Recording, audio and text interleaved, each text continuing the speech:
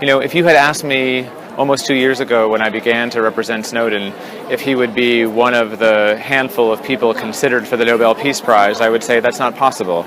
If you had asked me if all of the journalists in America who were involved in this coverage would have won all of the most prestigious journalism prizes, I would have said I don't know. So I think that his reputation around the world is extraordinary. In the United States, it is behind the rest of the world. I think he's still more of a polarizing figure in the United States. But I do hope that in time it will be possible for us to bring him back without his having to exchange his freedom for a prison uniform. What governments have done after the NSA scandal in the US and also in Europe? So in one sense I'm satisfied, and in a second sense I'm dissatisfied.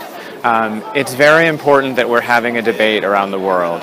This is a debate that we should have had before these surveillance regimes were deployed, not after. But it is not too late.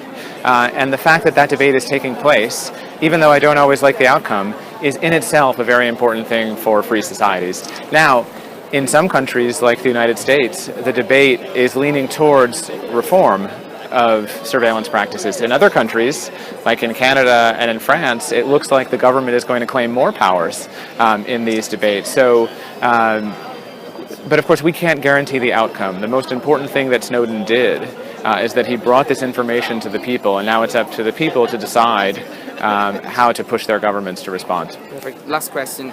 Is it true that Snowden requested asylum in Italy? I don't know the answer to that. I know that when Snowden was trapped in the transit zone of the Sheremetyevo airport in Moscow, he asked for asylum in perhaps 20 countries, and I just don't remember specifically which of those countries. It was around that time that I began to represent him, but I don't know the status of whether he made a specific request to Italy. I just don't know. Okay, so this answer was so you so get one fast, more? So okay, I have hurry. one more. Yeah. Do you know about Hacking Team? It's an Italian society that sell software to governments to spy on people. What do you think about this? Because I think legal. it's very problematic that companies in the West are facilitating the authoritarian practices of violent and repressive regimes around the world. I think it's a difficult problem to figure out how to regulate these kinds of practices in the same way that it's difficult to regulate the arms trade.